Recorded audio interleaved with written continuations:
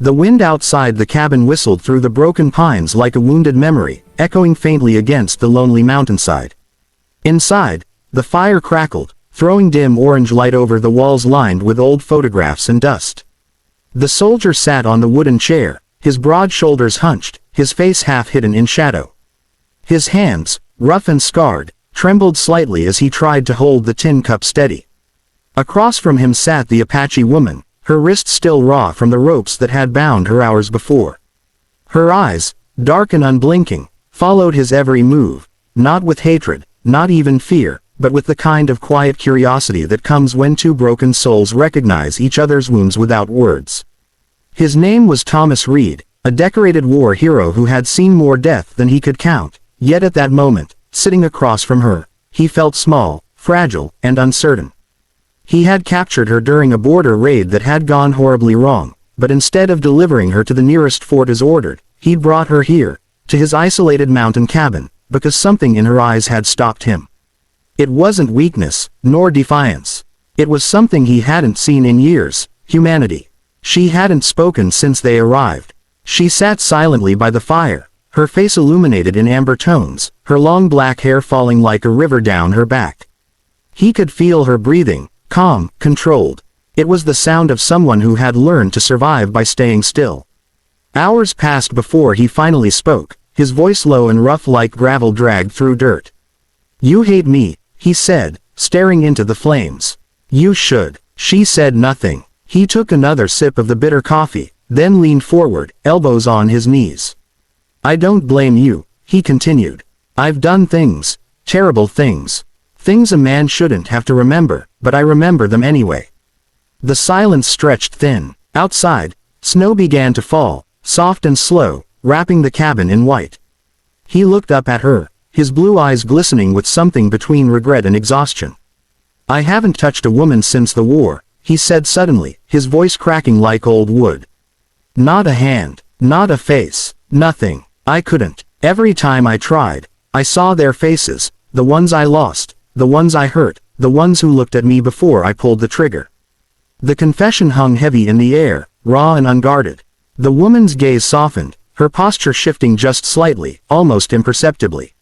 For the first time, she spoke, her voice low and melodic, laced with pain but also grace.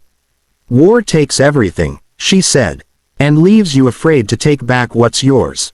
He looked at her, startled by the gentleness in her tone. "You've seen it too," he murmured. She nodded slowly. "My husband was killed by your people. My brother too. I buried them myself. I thought hate would keep me alive. But hate only feeds the ghosts." Her words cut deep into him like a blade. He stared at the fire, his eyes burning. "I thought I was helping people," he whispered. "I thought I was protecting my country. But I was just surviving, same as you." She reached out then. Not close enough to touch, but close enough for him to feel the warmth of her presence. "Maybe we both forgot what it means to be human," she said softly. He looked at her hand, then at her eyes, and for the first time in years, he didn't see an enemy. He saw a mirror. The storm outside grew stronger, and as the night deepened, the cabin became a small island of warmth in a sea of white silence. He offered her food. She accepted. They ate quietly, the crackle of the fire filling the spaces between them. When she shivered, he hesitated before placing his old army blanket around her shoulders. Their hands brushed, and he froze. The touch was small, accidental, but it felt like lightning through his veins. He hadn't realized how cold he'd been all these years until that moment. She noticed his trembling and whispered, "It's all right." He tried to speak, but his voice caught in his throat. He turned away, ashamed. "I don't deserve forgiveness," he said. "Not from God, not from you."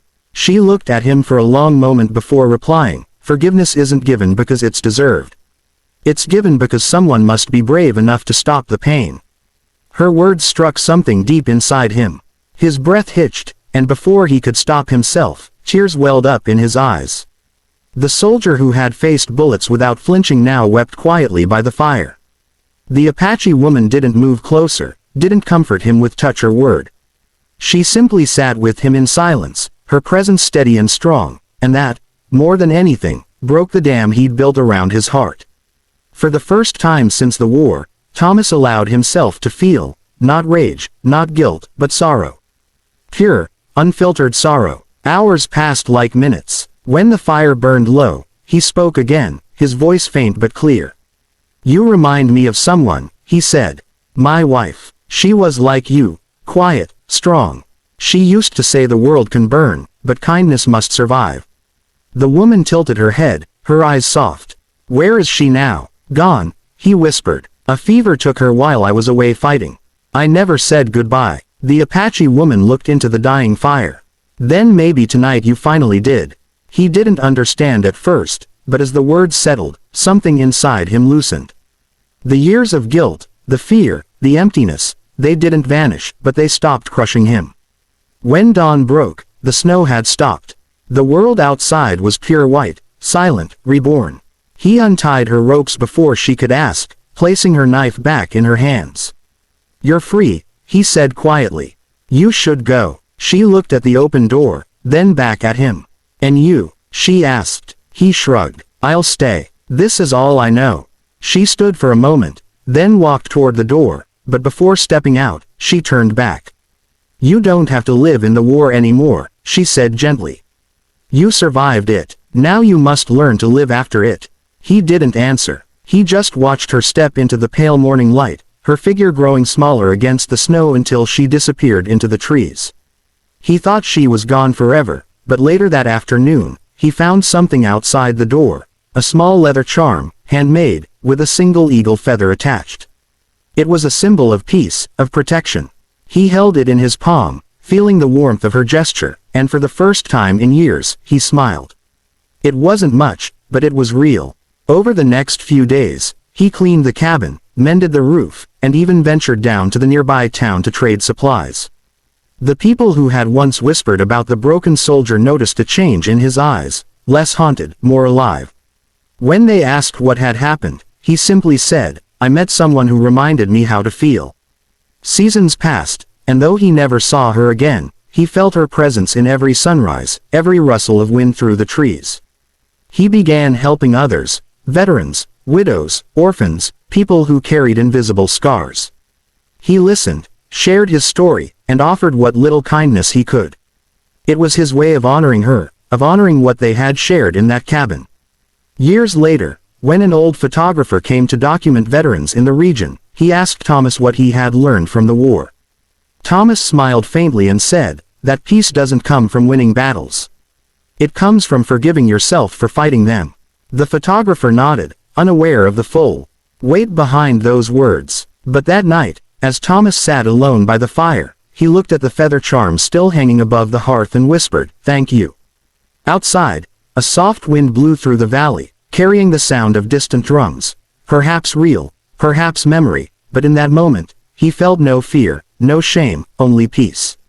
The ghosts that once haunted him now felt like old friends who had finally found rest. And somewhere in the vast wilderness, an Apache woman looked up at the same moon, whispering a quiet prayer for the soldier who had set her free. Their worlds had clashed, their lives divided by war, but in that single night of honesty and compassion, they had both found something greater than victory. They had found humanity, and in a world scarred by hatred, that was the truest triumph of all.